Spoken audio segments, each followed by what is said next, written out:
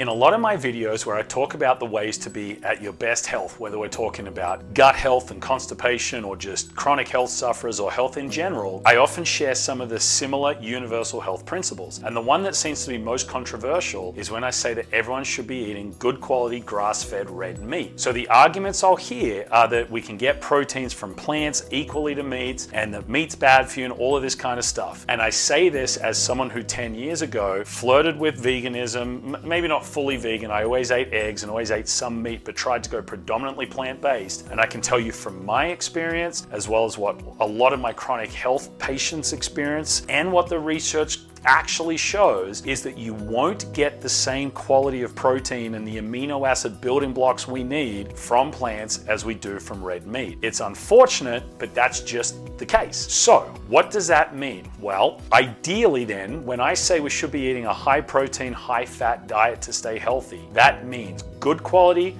grass-fed, red meat. Organs really are essential, so that's one thing I say everyone should supplement with if they won't eat it. And if you're going to eat more of the lean meats and get your protein from chicken and pork and turkey and things like that, then they've got to be pasture raised, because otherwise they are full of seed oils because of the garbage diet that they're fed. If you're going to eat conventional meat, red meat is actually going to be a little better for you than the chicken because it's going to have less of those seed oils, but it's also going to be pumped full of antibiotics and growth hormone. So that's why I always emphasize grass-fed or pasture-raised. That's why I buy all my meat from regenerative farms like White Oak Pastures, because it's so important that you're getting that good quality. Where else are we going to get good quality protein from? Eggs. So isn't it amazing that you look at the foods that we've been told for so many years are going to kill us, like red meat, eggs, it's all going to blow up your cholesterol.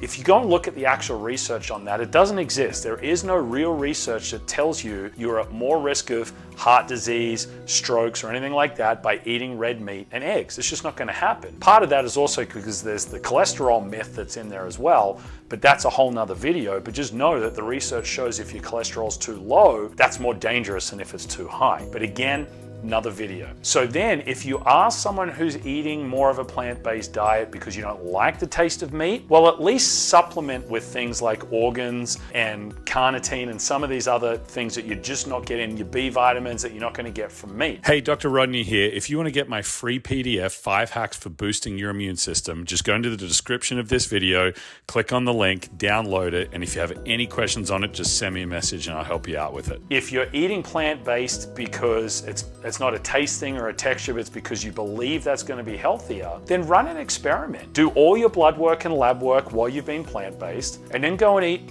just mix some more meat in. Don't go full carnivore, but mix some more meat in for a short period of time and redo your blood and see what happens. If your cholesterol goes through the roof and you're worried about it, go back to plant-based.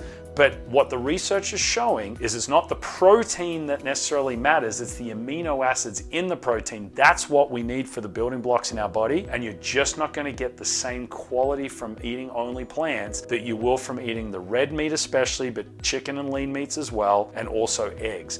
So we have to stop this demonization of meat and eggs. I believe they're very, very important for everyone in their health. And then when we look at infants and toddlers who aren't yet really eating solids, what's the number one source of the amino acids and protein and fat we need?